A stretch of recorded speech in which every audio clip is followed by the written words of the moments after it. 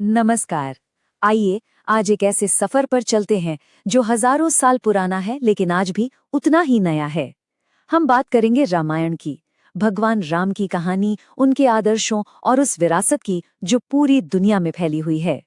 तो चलिए इस महागाथा में उतरते हैं। सोचिए, कितनी गहरी बात है। ये सिर्फ एक कहानी नहीं है, ये एक वादा है कि जब तक ये दुनिया है, राम की कहानी हमारे साथ रहेगी, हमें रास्ता दिखाती रहेगी। ये समय से, सीमाओं से, हर चीज से परे है। तो हमारी कहानी शुरू कहाँ से होती है? ये शुरू होती है भगवान राम के परिचय से। और वो कोई आम राजकुमार नहीं थे। उनके जन्म के पीछे एक बहुत बड़ा एक दिव्य उद्देश्य छिपा था। देखिए, अयोध्या में राम का जन्म एक बहुत बड़ी दिव्य योजना का हिस्सा था। उस वक्त राक्षस राजा रावण का आतंक फैला हुआ था और उसे एक ऐसा वरदान मिला था कि कोई देवता या दानव उसे मार ही नहीं सकता था। तो इसका हल क्या था?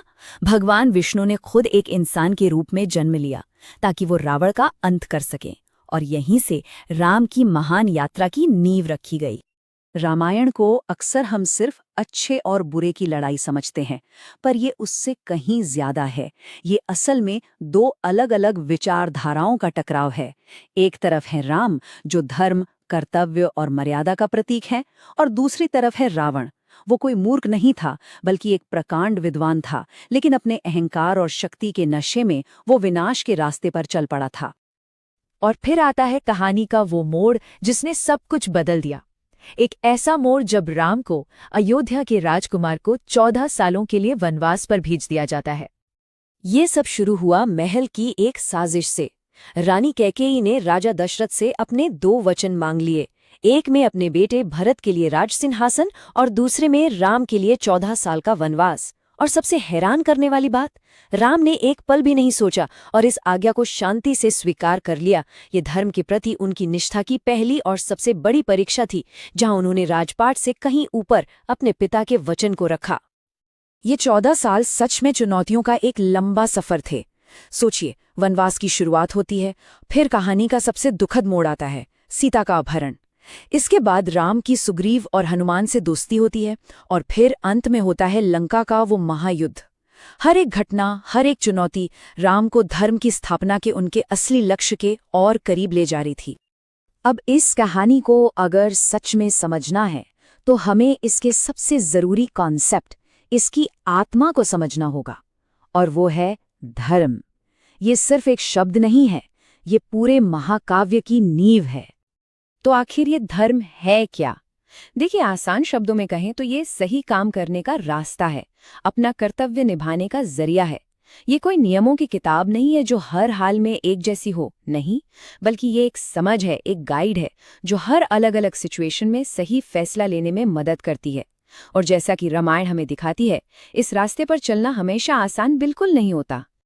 रामायण में हर किरदार अपने अपने धर्म से बंधा है, और यही इसकी खूबसूरती है।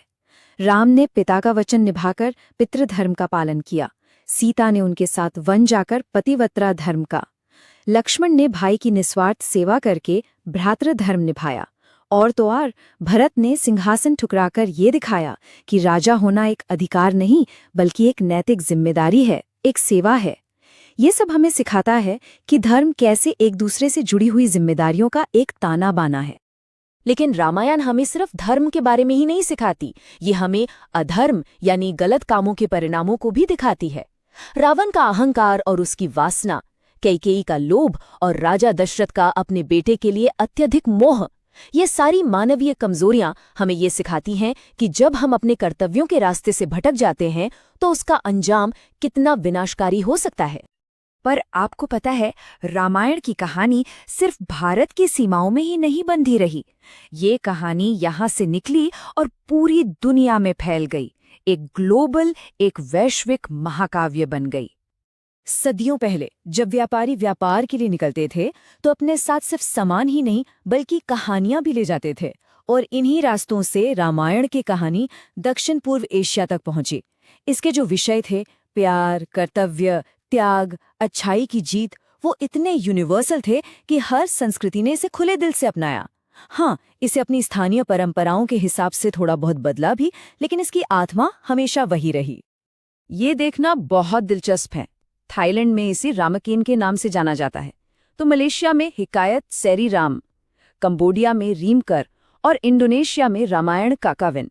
देखिए, नाम और रूप भले ही अलग अलग हों, लेकिन हर जगह कहानी की जो मूल भावना है वो बिल्कुल एक जैसी है।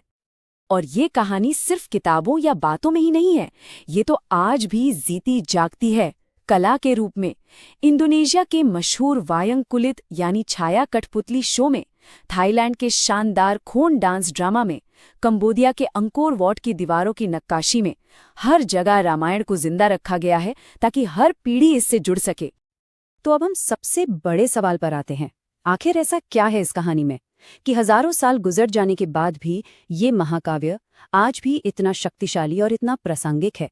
इसकी वजह इसकी अपनी सीख में ही छिपी है। देखिए, इसका सबसे बड़ा कारण ये है कि रामायण सिर्फ एक कहानी नहीं है, ये एक धर्मशास्त्र है। मतलब सही तरीके से जीवन जीने के लिए एक गाइड। ये हमें कर्तव्य का क्या महत्व है ये सिखाती है, भक्ति में कितनी शक्ति होती है ये बताती है, और सबसे बढ़कर ये विश्वास दिलाती है कि चाहे अंधेरा कितना भी गहरा क्यों न हो, जीत हमेशा अच्छाई की ही होती है। और इसके किरदार राम, सीता, लक्ष्मण, हनुमान ये सिर्फ कहानियों के पात्र नहीं हैं, ये हमारे लिए प्रेरणा हैं। वो हमें ईमानदारी, त्याग और हिम्मत का असली मतलब सिखाते हैं। उनकी कहानियों से हम सीखते हैं कि एक अच्छा लीडर कैसे बना जाए, वफादारी क्या होती है और जिंदगी की सबसे बड़ी मुश्किलों का सामना भी हिम्मत और गरिमा के साथ कैसे किया जाए। यही वो वजह है जो आज भी लाखों करोड़ों लोगों को प्रेरणा देती है। तो अंत में एक सवाल हम सबके लिए है। आज की इस उलझी हुई दुनिया में, जहां सही और गलत के बीच की लकीर अक्सर धुंधली हो जाती है, अपने धर्म का पालन करने का असली मतलब क्या है? ये एक ऐसा सवाल है जिसका जवाब हमें खुद ढूंढना है, और शायद यही वो सवाल है जो रामायण को हमेशा के लिए अमर बनाए रखेगा।